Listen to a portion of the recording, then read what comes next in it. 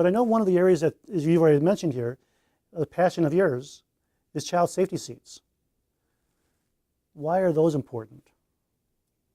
You know, I think for me, it's always about the people who can't speak for themselves, whether those are people who we've lost in accidents, the victims of the crashes, whether it's an airplane crash, a rail collision, or derailment, learning from those accidents.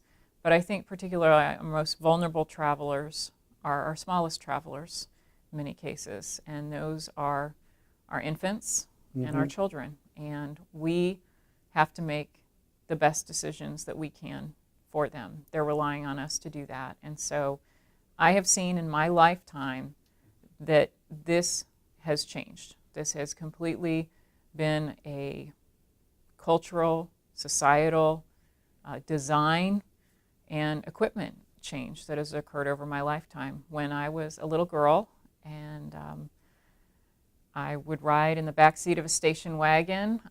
We would put our sleeping bags back there on long trips and lay in the back of the station wagon. I remember my little sister not being restrained and when we would go on family trips. And she used to actually like to perch up on the armrest in between my mom and dad in the station wagon because she could see better. She could see out the front window there.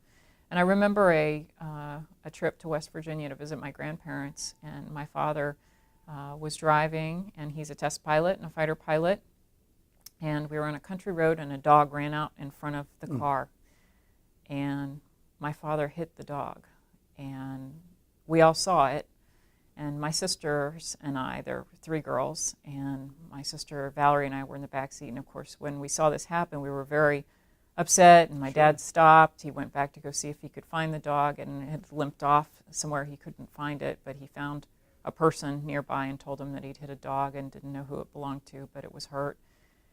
And afterwards, when we were asking my dad, why didn't he stop? Why didn't he swerve? Why didn't he do something different? And he said, I had to make a choice between your sister Michelle and the dog. And I didn't understand it then. Now I understand it as a safety advocate and someone who understands that putting your arm out to try to stop your purse or your bags in the front seat, it doesn't stop them when you have to come to a quick stop. And as a test pilot and a fighter pilot, he had those quick decision-making skills to understand that there was going to be a consequence for a hard braking event, and it would mean my sister going into the windshield. And today, parents don't have to make a choice between hitting a dog and saving their child. They can stop the car.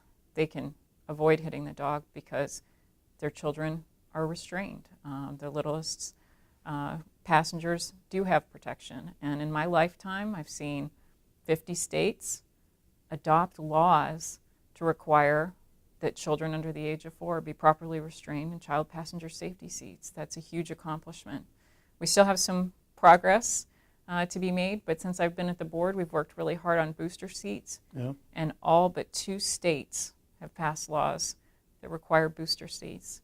So there has been a lot of change. There have been children who have been saved, their lives have been saved, injuries have been prevented. I remember one of the first hearings I went to was in South Carolina, and it was on a booster seat law.